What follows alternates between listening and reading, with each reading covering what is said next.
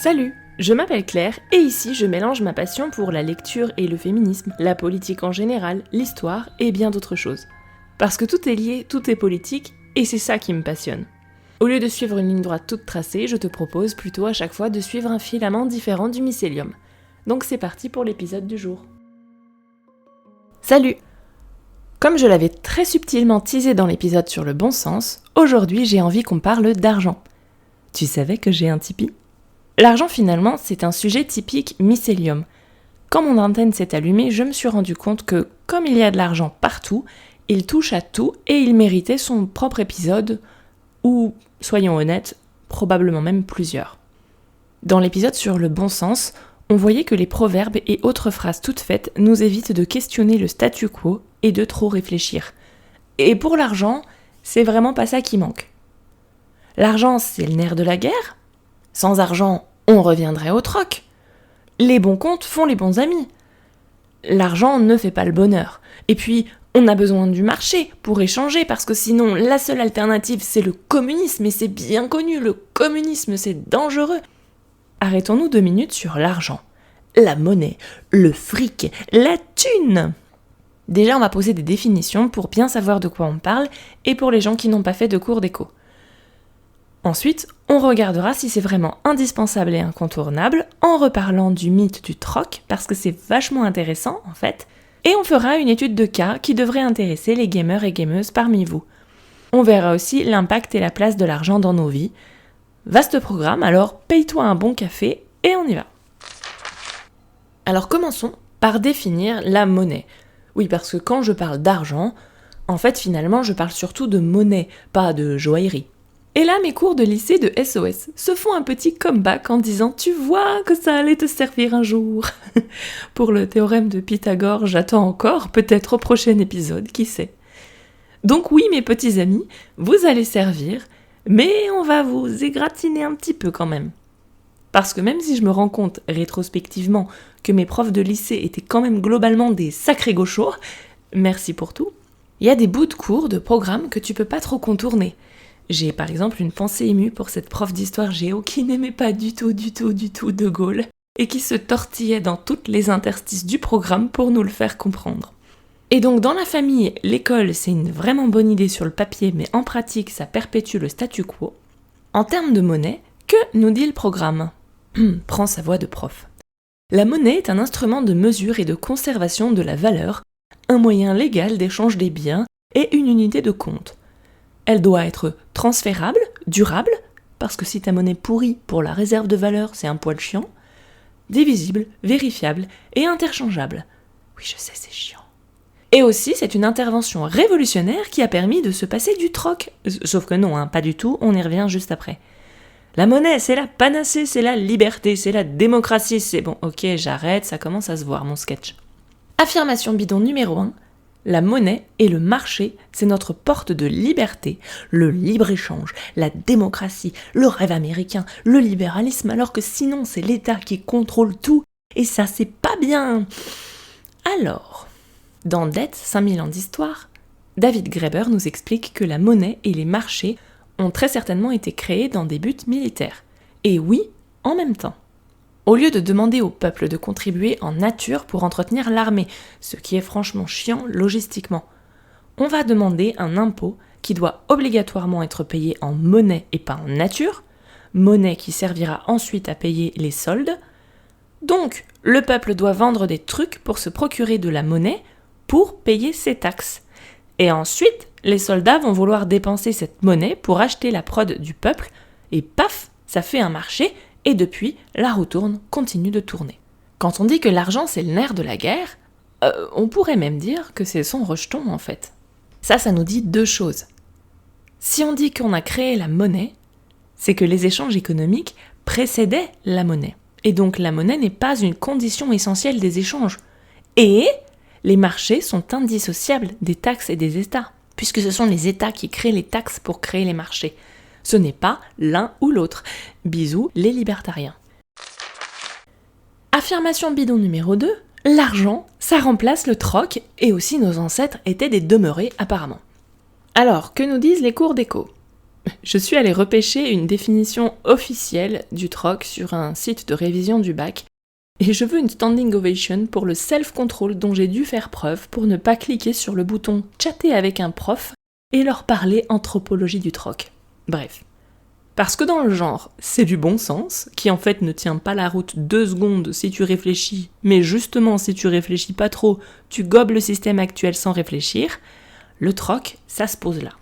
Ce que l'idéologie économique dominante nous apprend, c'est que la caractéristique principale du troc est ce qu'on appelle la double coïncidence des besoins. Ça signifie que si on veut échanger 14 pommes contre une poule, il faut absolument trouver quelqu'un qui veuille échanger sa poule contre 14 pommes ou moins. Et que du coup c'est économiquement pas viable parce que c'est beaucoup trop compliqué. Ils nous ont même pondu des formules mathématiques imbitables pour prouver que c'est compliqué, t'as vu, il y a des parenthèses dans les fractions, laisse tomber. Sauf que ce mythe du troc, c'est une connerie, un mythe, il y avait un indice. Et évidemment que présenté comme ça marche pas. Par contre, faudrait arrêter de penser que nos ancêtres étaient plus cons que nous. Et évidemment que ça marchait pas dans les échanges quotidiens, donc c'est pas comme ça qu'ils faisaient. Graeber, toujours lui, nous apprend qu'on retrouve surtout des signes de troc dans les économies où précédemment il y avait de la monnaie, jusqu'à ce qu'une crise fasse que tout d'un coup, la monnaie, il y en a plus. Par exemple, juste après la chute de l'Empire romain ou après la chute de l'URSS. Donc on a ici des gens qui ont l'habitude de fonctionner avec de la monnaie et qui continuent de réfléchir en termes de monnaie, mais sans monnaie avec du bricolage. Donc si tu suis, la monnaie n'est pas une invention révolutionnaire qui se substitue au troc. Les sociétés qui n'utilisent pas de monnaie, oui ça existe, ne troquent pas non plus, ou en tout cas pas au sein de la communauté. On ne troque pas avec sa voisine, encore moins avec les membres de sa famille. On va éventuellement troquer avec des gens de passage qui passent une fois par an au maximum. On troque avec des gens qu'on ne reverra jamais. On retrouve ici la notion d'échange négocié dont je vais te reparler juste après, où la relation se termine à la fin de l'échange. On peut aussi troquer avec des ennemis, des gens avec qui on est en conflit plus ou moins ouvert, des gens en qui on n'a aucune confiance ou avec qui on ne peut pas relationner durablement.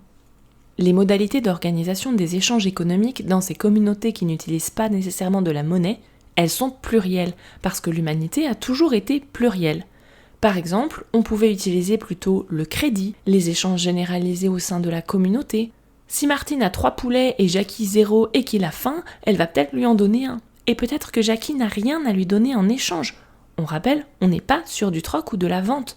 Mais quelqu'un d'autre de la communauté aidera Martine si besoin. On ne réfléchit pas les échanges en termes individuels, mais au sein de tous les membres du réseau. Ou alors, il y a aussi des économies du don, où on met beaucoup de choses en commun, où tout le monde doit perpétuellement quelque chose à tout le monde, du coup tout va bien. Il y a toujours plusieurs réponses à une question, sauf si on écoute les économistes modernes. L'idée n'est pas ici de trancher le débat de si une méthode est plus efficace qu'une autre, parce que tout dépend toujours du contexte et d'un milliard de facteurs. L'idée ici, elle est la même que dans l'épisode qu'on avait fait sur la binarité. C'est de rappeler qu'il n'y a pas de dichotomie argent ou troc, mais une constellation de modalités d'organisation. Et même la possibilité d'utiliser plusieurs méthodes à la fois au sein d'une même communauté en fonction du contexte ou des personnes avec qui on interagit. Et non, ce n'est pas bisounours, parce que dans une économie de la réciprocité, il n'est pas question d'être gentil ou méchant. Si tu prends sans jamais redonner, tu seras exclu du groupe tout simplement. Tout comme dans notre système, on exclut du groupe ceux qui ne peuvent pas fournir l'argent requis pour jouer. Les pauvres. Donc, quel que soit le système, tu as intérêt à jouer le jeu. Le livre de Graeber, entre moult sujets, j'aime vraiment beaucoup cet auteur extrêmement cultivé et qui part perpétuellement dans tous les sens, bref. Ce livre, il nous parle aussi de communisme, mais pas le communisme en tant que système politique comme on l'a connu en URSS ou en Chine. Il parle de communisme en tant que principe moral d'organisation des relations économiques. Parce que non, l'argent et la tenue de compte, ça n'est jamais la seule façon d'encadrer les relations économiques. Il distingue 3 grands principes moraux qu'on retrouve d'une façon ou d'une autre dans toutes les sociétés humaines et qui sous-tendent aux relations économiques. Ces 3 principes moraux, on les retrouve tous les 3 en même temps dans une même société dans des contextes divers, ce n'est pas l'un ou l'autre. Tu peux, et c'est même plus que probable, vivre les 3 tous les jours dans une même journée. Oui, même toi. Donc on a d'abord l'échange négocié qui est fondé sur une équivalence. Normalement, dans un échange, on donne autant qu'on reçoit. L'échange, c'est quelque chose de ponctuel. C'est pour ça qu'en général, on tient les comptes. On peut notamment citer l'échange commercial, qui est par nature impersonnel. Fondamentalement, on se fout un peu de qui achète et vend. L'argent fait office d'intermédiation ici. On peut parfois ajouter un vernis de sociabilité, de confiance, comme l'amabilité du commerçant, qui est finalement une petite pièce de théâtre. Il sera normalement sympa avec toi, même s'il ne t'aime pas. Et quoi qu'il arrive, à la fin de l'échange, on va tenir les comptes. Si nécessaire, on va négocier et rééquilibrer, et la relation peut s'arrêter, quitte à reprendre le lendemain. Ça, c'est vraiment un point essentiel. Une fois que tu as acheté ta baguette chez le boulanger, techniquement, rien ne t'empêche de plus jamais le revoir et d'aller le lendemain dans une autre boulangerie, même s'il était vachement sympa. Personne ne te demandera des comptes, vu que tu les as soldés. L'argent, le commerce, ça sert surtout des relations ponctuelles. Alors les bons comptes font les bons amis ? Normalement non. Anthropologiquement, tant qu'on reste en relation avec quelqu'un, on n'a pas vraiment besoin d'équilibrer les comptes, ni même de les tenir d'ailleurs. Les mauvais comptes font les bons amis finalement, on y reviendra. Quand on ne veut pas arrêter une relation, on n'a pas intérêt à trouver un équilibre parfait ou forcément payer l'intégralité de ses dettes tout de suite. Et c'est toujours pareil, c'est pas bisounours, si la personne abuse, on peut demander le remboursement, mais en général ça suppose une rupture dans la relation ou en tout cas un changement de rapport. On peut retrouver aussi des échanges négociés hors du champ commercial. Par exemple, deux voisins conviennent clairement à l'avance de qui fera quoi. L'échange va se faire de manière bilatérale, plus ou moins en même temps. Tu tonds ma pelouse, je te paye pour ce travail. Ou le cliché du troc. Mais ce type de relations, on les entretient avec des gens dont on n'est pas proche en général, en qui on n'a pas plus confiance que ça. C'est pas le fondement d'une communauté. Le deuxième grand principe moral, c'est la hiérarchie. Dans la hiérarchie, pas de réciprocité, pas d'équivalence. En général, la hiérarchie est plutôt fondée sur des précédents. On a commencé à faire comme ça un jour, donc on va continuer, parce que celui qui domine décide. Pour les relations hiérarchiques, l'auteur donne l'exemple suivant. Si on a donné librement quelque chose à un roi une fois, ça peut devenir un précédent pour que le roi exige un tribut qui devient ensuite obligatoire. Moi, quand j'ai lu ça, tout de suite j'ai pensé finalement, sexuellement, en fait c'est pareil. Dans les relations déséquilibrées, donc finalement hiérarchiques, si tu as consenti une fois, on s'attend à ce que tu continues à consentir.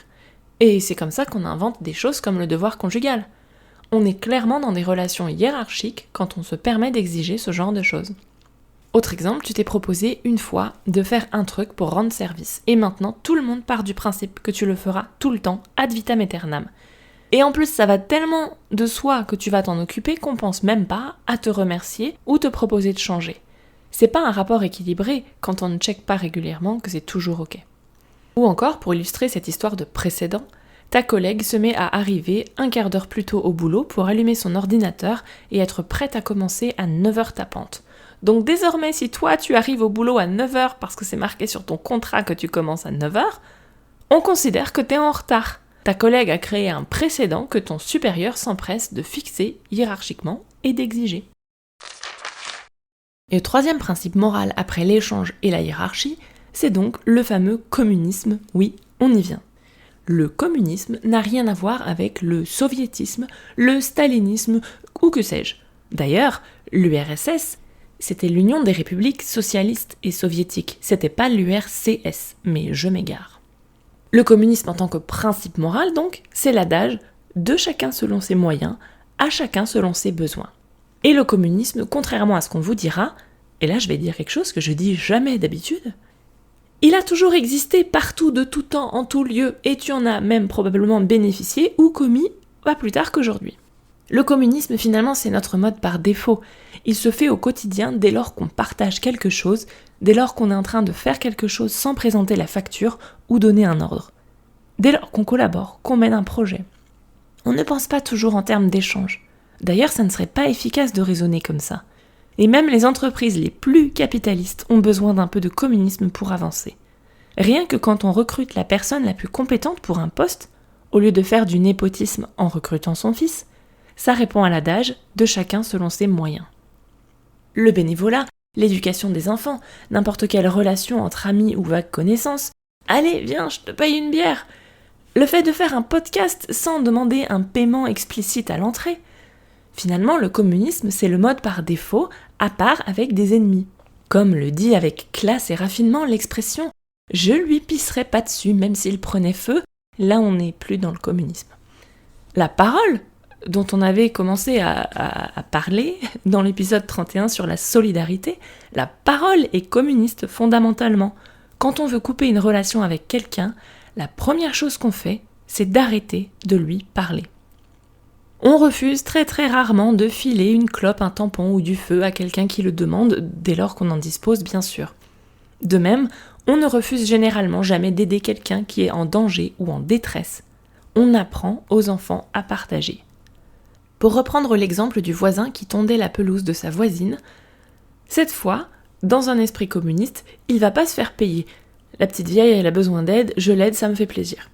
Et peut-être que dans un futur plus ou moins lointain, la voisine ou une autre personne du voisinage lui renverra l'ascenseur.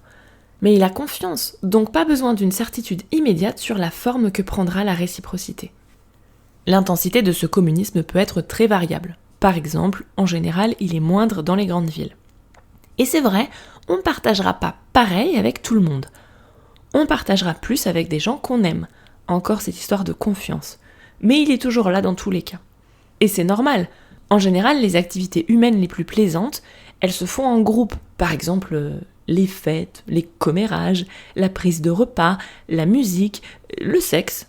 En général, tout ce qui est agréable, on le fait pas seulement en solitaire, parce que c'est meilleur quand c'est partagé avec ses égales. Donc, sauf mention contraire, quand je parle de communisme, on sera toujours en train de parler de mise en commun dans une optique morale et sociale, pas du système politique mis en place au XXe siècle, ok ? Ok. Là, j'ai un peu peur de perdre tout le monde en route, donc on va faire une pause gaming. Il y a un jeu vidéo que j'adore depuis plusieurs années. J'y ai passé un nombre incalculable d'heures, enfin, on pourrait calculer très précisément en allant regarder l'historique Steam, mais est-ce qu'on a vraiment envie de savoir ? Il s'agit de Medieval Dynasty, un jeu de survie et de gestion qui se passe, tu t'en doutes, au Moyen-Âge, quelque part en Pologne. Tu débarques dans la région avec tes yeux pour pleurer, et d'année en année, tu fondes une famille, tu crées un village, tu te développes, etc. Et donc, j'adorais déjà ce jeu. Mais en lisant Graeber, je me suis rendu compte que le gameplay était beaucoup plus réaliste que ce que je pensais, notamment pour ce qui est de l'argent. Alors comment ça marche dans le jeu ? Quand tu commences à avoir un village qui tourne, tu recrutes au fur et à mesure de nouvelles personnes. Dans l'idéal, tu leur affectes une activité qui leur plaît. Certains personnages vont adorer l'artisanat, d'autres ça va être la pêche, la diplomatie, et inversement, ils vont détester telle ou telle activité.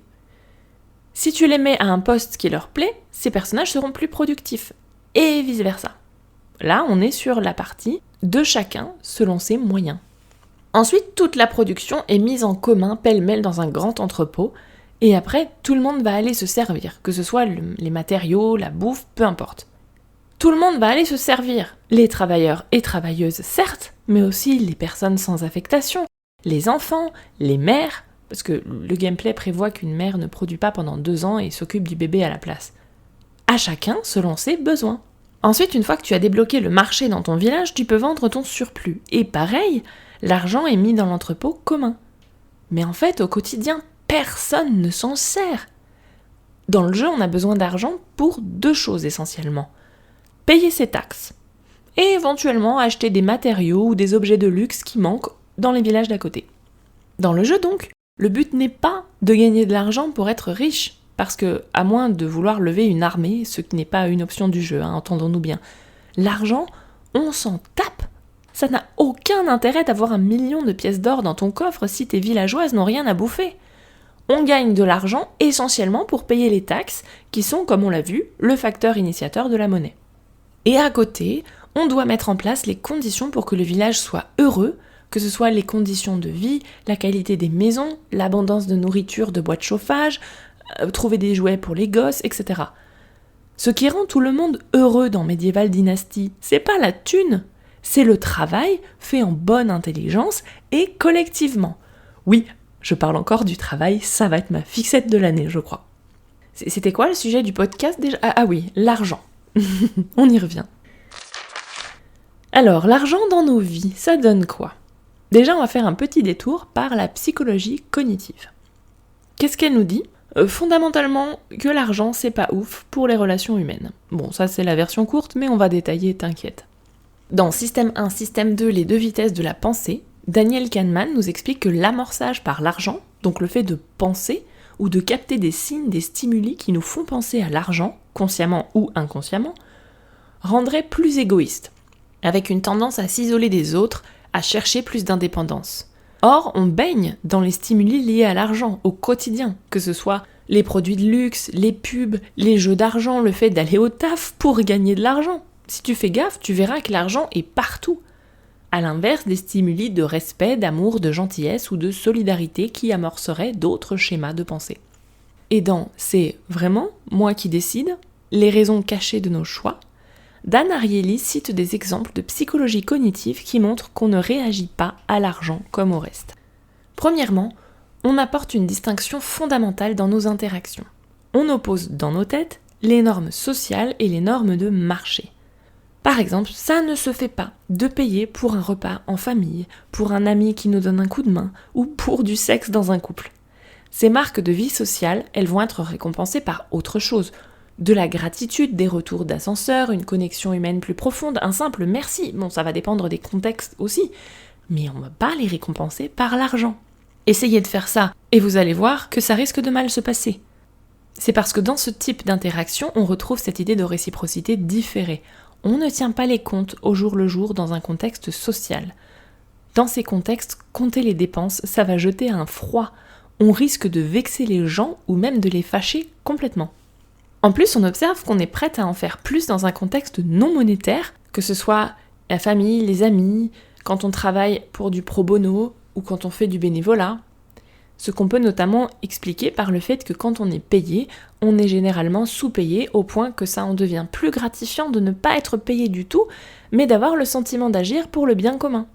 Ça marche aussi si dans un contexte non monétaire toujours, au lieu d'argent, on te donne un cadeau, du chocolat. On n'est jamais offensé par un petit cadeau. C'est le geste qui compte, comme on dit. Mais une petite paye, oui, c'est vexant. Ou si on met un prix sur le cadeau. Exemple.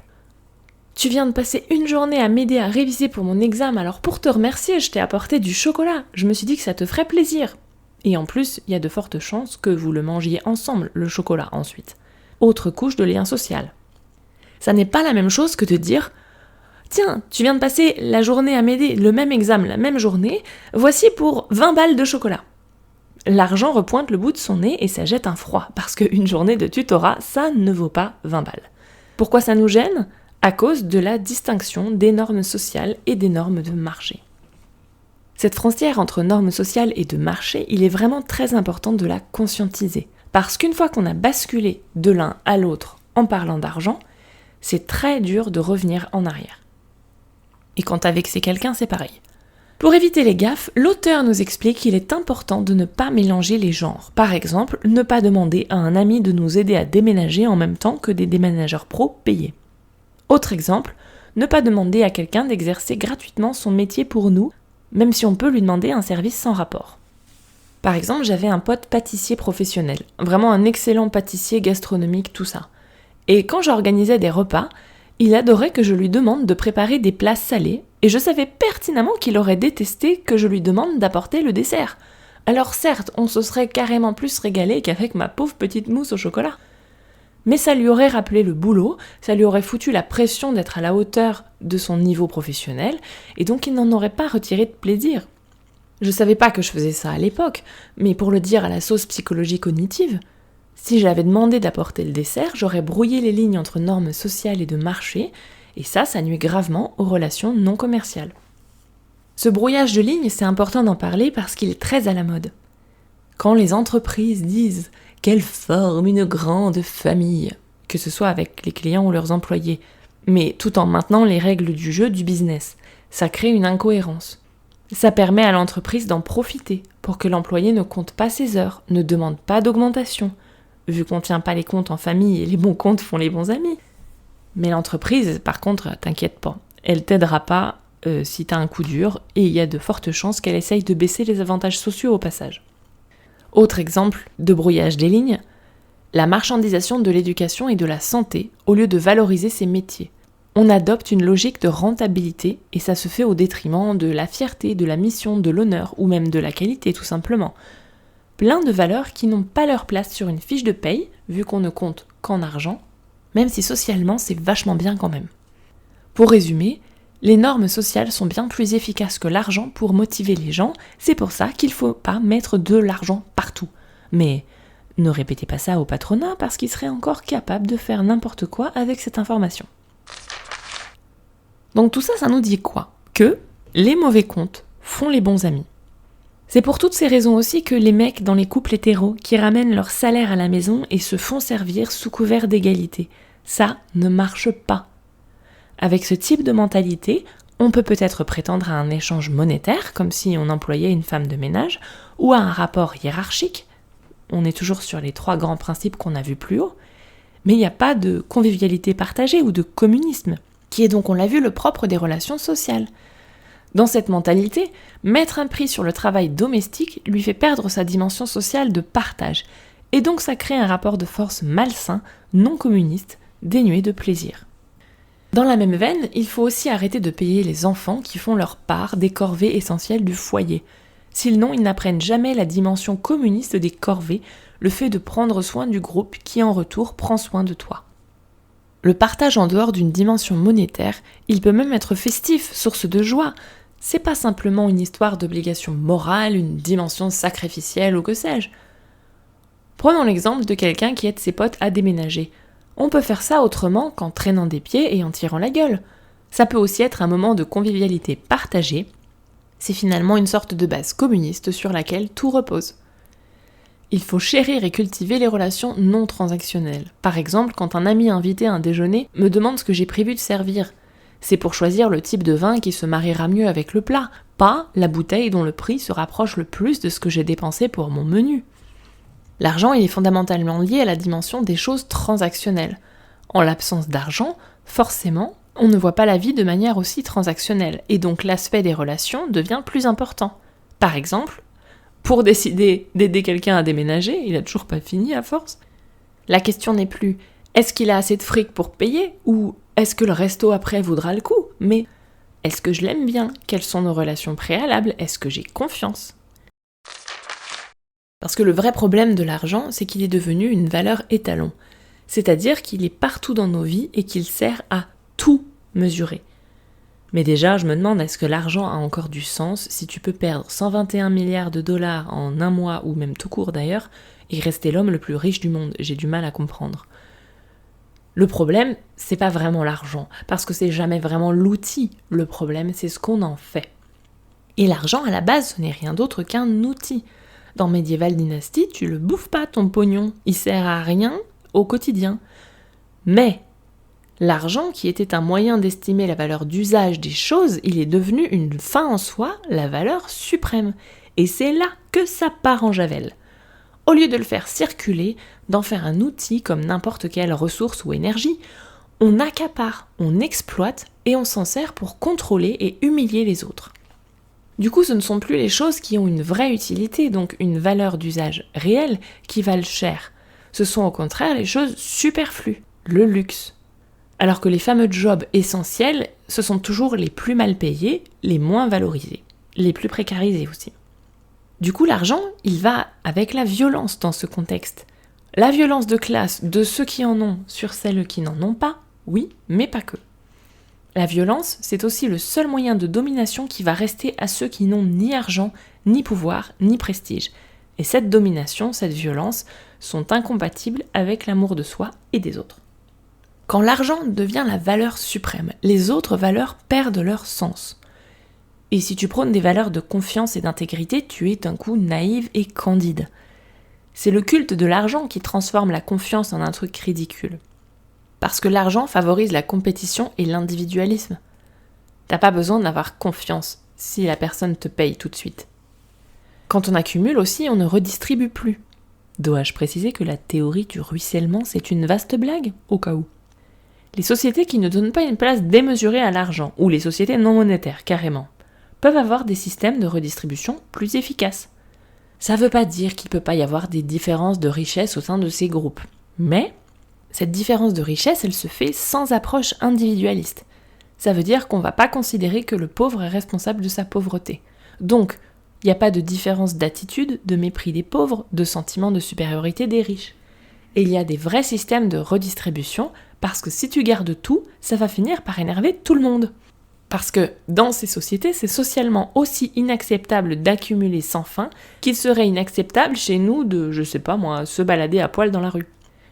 La pauvreté au sens où nous la comprenons, donc l'absence d'argent finalement, c'est un choix économique, une décision politique, pas une fatalité humaine.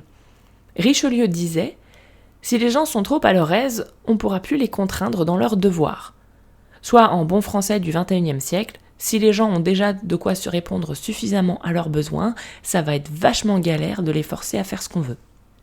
L'argent fait que notre marché actuel est censé être la forme suprême d'organisation, la seule et unique à en croire les économistes, alors qu'on a bien vu qu'il y en a d'autres. Aussi, on dit un peu vite « la monnaie », donc une monnaie pour les gouverner tous finalement. Mais en fait, une économie pourrait très bien avoir plusieurs monnaies. Et non, je ne parle pas de ce drôle de temps que les moins de 20 ans ne peuvent pas connaître, où on pouvait payer à la fois en francs et en euros en même temps. Déjà que l'autre fois j'ai dû expliquer à un vingtenaire ce qu'était un Walkman et un Minitel, je commence à ressembler à une boumeuse. Bref, je parle bien de plusieurs monnaies différentes permettant de payer des choses différentes, parce que dans cet état d'esprit, on considérerait que tout n'est pas interchangeable avec tout. Par exemple, on pourrait très bien choisir de diviser le monde en différentes sphères de vie. La spiritualité d'un côté, la terre de l'autre, les biens communs, et ainsi de suite. Dans cet état d'esprit, une tête de bétail serait alors interchangeable avec d'autres têtes de bétail, mais pas avec des bijoux. Le problème de la monnaie telle que nous on la conçoit, c'est qu'on utilise la même pour acheter une personne, qu'il s'agisse d'esclavage pur et dur ou de salariat, une chaise, du bétail, des bijoux, pour payer un office religieux, pour acheter son terrain, etc. Ce qui fait qu'avec cet argent, on peut techniquement créer une équivalence parfaite entre un bout de ficelle et une terre sacrée, ou même une personne. Et ça non plus, ça ne va vraiment pas de soi en fait. Dans certaines cultures, il est complètement absurde et impensable de posséder la terre, de fixer un prix à la vie humaine, ou de laisser quelqu'un crever de faim parce qu'il ne peut pas payer son quignon de pain en monnaie sonnante et trébuchante. David Graeber oppose aussi nos monnaies commerciales aux monnaies sociales qui n'ont pas grand-chose à voir. On va pas en parler aujourd'hui, mais sache que ça existe aussi. Et tu peux lire le livre que tu trouveras en référence si tu veux en savoir plus. Alors que conclure de tout ça ? J'aurais aussi pu parler en long, en large et en travers de l'opposition travail rémunéré versus travail gratuit et non valorisé, qui n'est pas vraiment considéré comme du travail du coup. La question de l'argent et surtout de sa répartition, c'est aussi un enjeu féministe de taille dont on n'a pas vraiment eu le temps de parler aujourd'hui, donc on va mettre cette idée de côté pour une autre fois. Tu as peut-être aussi remarqué que j'ai cité 36 000 fois un livre intitulé « Dette » et qu'on n'a pas du tout parlé de dette, donc on y reviendra aussi certainement prochainement. Cette notion d'argent, je pense aussi qu'il faut la rattacher à la notion de responsabilisation qui fera l'objet d'un épisode très prochainement. Et pour boucler, rappelons qu'il est totalement possible d'avoir des échanges économiques sans argent, sans monnaie. Si ça t'intéresse d'en savoir plus, je vais te mettre une vidéo d'ethnochronique qui présente le système de la Kula, et c'est passionnant comme toujours. En attendant, je te dis à la prochaine fois. M'ont inspiré pour cet épisode Dette, 5000 ans d'histoire de David Graeber. C'est vraiment moi qui décide, les raisons cachées de nos choix de Dan Ariely. Système 1, Système 2, les deux vitesses de la pensée de Daniel Kahneman. L'entraide, un facteur de l'évolution de Pierre Kropotkin. La volonté de changer, les hommes, la masculinité et l'amour de Bell Hooks. Et la vidéo qui m'avait donné envie de fouiller cette question à la base, How the Barter Myth Harms Us, de la chaîne Andrewism. Voilà pour le filament du jour. Si tu as des questions, des suggestions ou envie de papoter, on peut discuter sur Instagram ou par email. Tu peux soutenir le podcast sur Tipeee, ce qui m'aidera à couvrir mes coûts, oui, acheter des livres, mais aussi des croquettes pour mes 5 chats. Et sinon, tu peux lui mettre 5 étoiles pour aider d'autres à le découvrir. Merci beaucoup!